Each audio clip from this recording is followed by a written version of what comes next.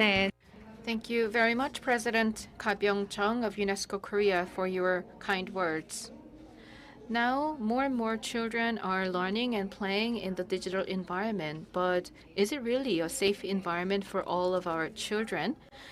And in this regard, I'd like to invite someone very special, Siwon Choi, who is the UNICEF Regional Ambassador, who's been communicating with children all around the world. Please welcome him with a big hand.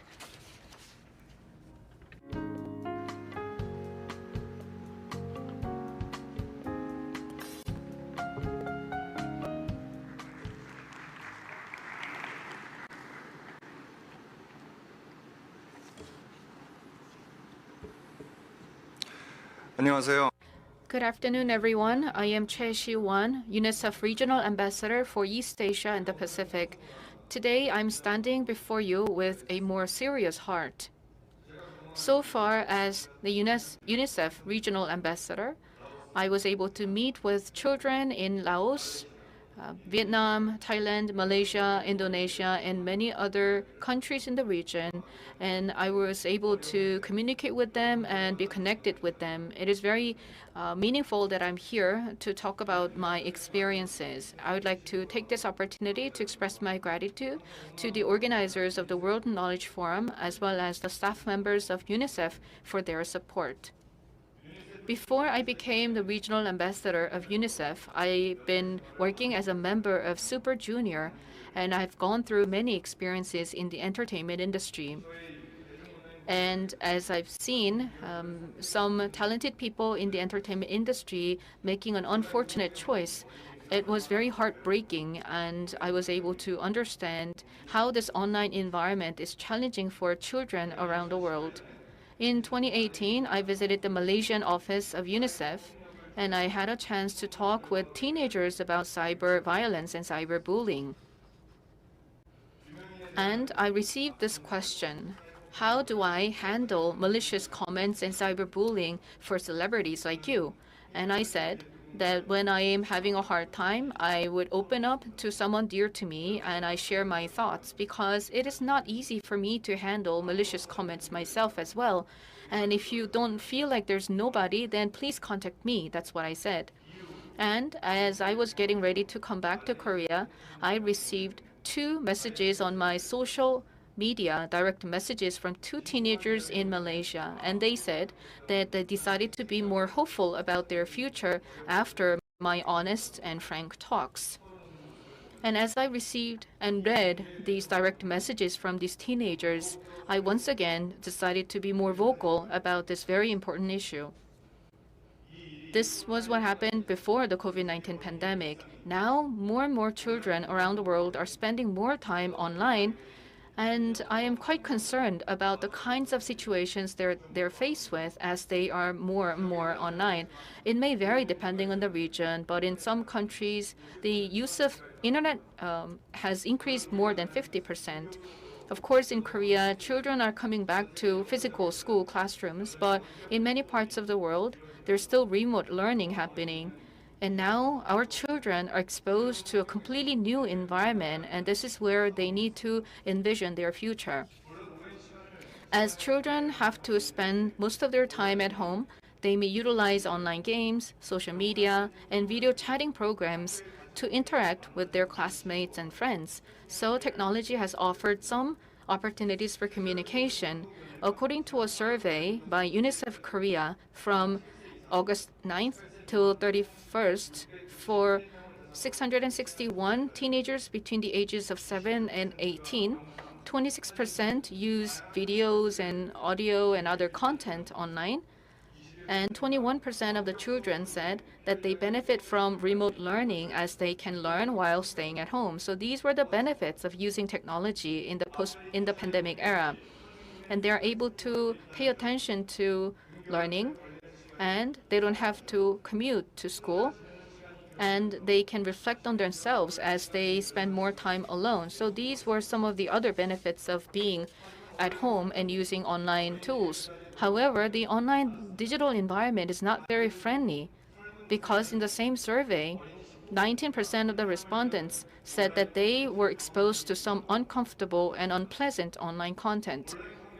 When you think about it, there are a lot more risks and dangers that you may imagine that may threaten the well-being of our children. And according to a survey, we were able to understand that children are exposed to various kinds of risks. According to the survey, children were most exposed to harmful content in the digital space. And the survey showed that 19% of the children said that they, by accident, saw some harmful content. As they spent more time online, they would be exposed to discriminatory comments, abusive comments, and violent content. And there may be some very dangerous information and content that may elicit suicide or self-harm. And 10% of the children said that they were confused about disinformation and fake news. Just like harmful content in the digital space, there are many online marketing contents, and our children are vulnerable and are exposed to many different kinds of fake news and fake information. And 9% of the children said that they would often be exposed to non-proper digital data collection and usage. As children spend their time online, their information will be collected by digital marketing companies, and businesses are able to gather and process personal information of children. Therefore, we need to be more careful and we need to consider how to protect privacy and personal information of children. And 4% of the children said they were exposed to cyberbullying and malicious comments. They spend a lot of time online without much control, and they are exposed to many stress elements, and these may lead to cyber violence. Our children may not have sufficient experience online, and they're not really able to discern good information from harmful information. And so they may be elicited to harmful online games and chatting services. And 3% of the children said that they received obscene content from strangers, so they were exposed to digital sexual violence. As they spend more time online, the risk of these children being exposed to potential criminals in the digital space will increase as well. Due to social distancing, children are having a difficult time finding friends online, and they want to be connected with other children. And such attempts may lead to sexual exploitation. Despite these risks, 36% of the respondents in the survey said that they do not know how to report such cases. It means that they're exposed to various kinds of risks and dangers, but they don't know how to handle them, and they don't know how to report these cases to the authorities. How can we protect our children in the online environment? And on this topic, 29% of the respondents said that we need a policy for policy to protect children online. There should be an online platform that can be easily accessible for children, and we need a safety guideline that children can understand and so that they can behave in a way that will protect them. And I think this is a very natural demand and valid demand from the children.